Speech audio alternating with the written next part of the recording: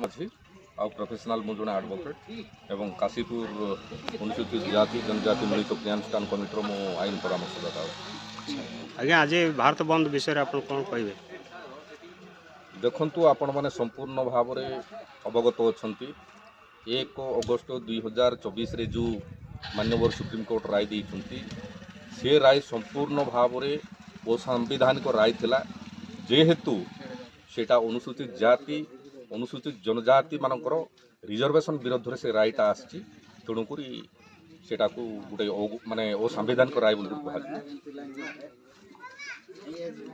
अच्छा आज जो ST SC मानकर जो कोटा थिला ताको वर्गीकरण करा जायछि बोली माने सुप्रीम कोर्ट को हाथबार से आज प्रधानमंत्री ये सब करचंती बोली अंचल जो माने भारत वर्ष रे कोणे अनुकोणे चर्चा होछि या ऊपर आपण मत कोन रहबो? नहीं विभिन्न प्रकार लोकंकर विभिन्न मत आसे समाजसेवी मत अलग आसी पारे कि जनप्रतिनिधि मानकर मत अलग आसी पारे कि सरकार दलर सदस्य मानकर माने मत अलग ही आसी पारे। जेहेतु मु जने माने प्रोफेशनल रे आईनजीवी हिसाब रे जो आपण जो कथा एबे उठाइले उपवर्गीकरण कथा जो उठाइले उपवर्गीकरण रे मध्य नहीं कि रिजर्वेशन को चटई करा जाउछि तेणुक आज नहीं कि सारा भारत वर्ष में गोटे ही माने नहीं कि बुलंद होउछि जे सुप्रीम कोर्ट राय प्रत्याहार हो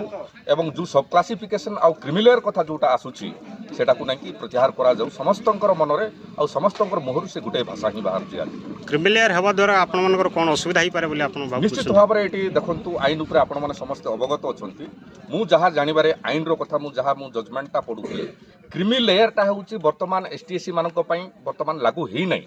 हेले जेहेतु सेटा OBC मानकर एक गोटे स्वतंत्र मानदंड तांकर स्वतंत्र माने वर्ष को आर्थिक माने आय केते रहिबा दरकार अछि तांकर माने सोशली केते स्ट्रांग अछंती इकोनॉमिकली से माने केते स्ट्रांग अछंती पॉलिटिकली से माने केते स्ट्रांग अछंती सेटा को आधार करी गोटे मापदंड तैयार हिछि आउ जो माने सुप्रीम कोर्ट जज भी जने कहिसंती जदि सेही जो क्रिमिलेयर कथा जदि ST SC मानक ऊपर जदि माने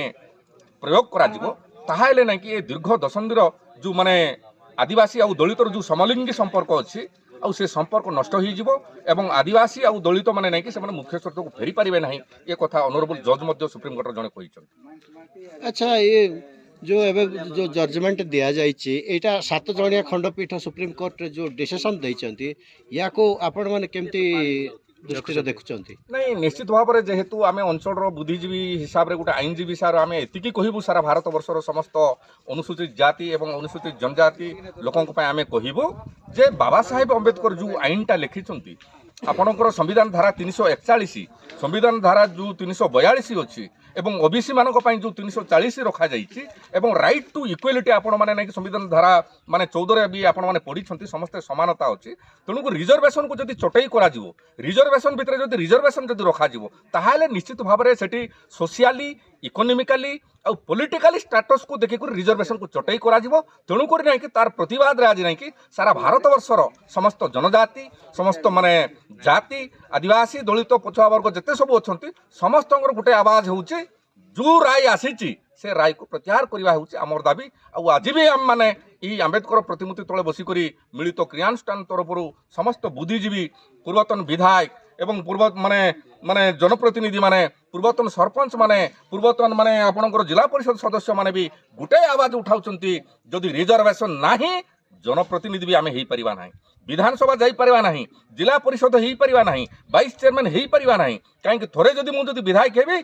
तो बापा नहीं जाइए आ पुओ का दिया जीव नहीं ये कथा नहीं कि निश्चित भाव में आगामी दिन आसो। अच्छा एटा पार्लियामेंट रे पास करा जाइछि कि नहीं सेटा भी आज आमे नहीं कि आमे आपनकर दाबी आमे उपस्थापन करिछु आज जो महामहिम राष्ट्रपति को जो दाबी दिया होछि सेठी 4टी दाबी अछि आ से दाबी रे संपूर्ण भाव में लिखा जाइछि जे राज्यसभा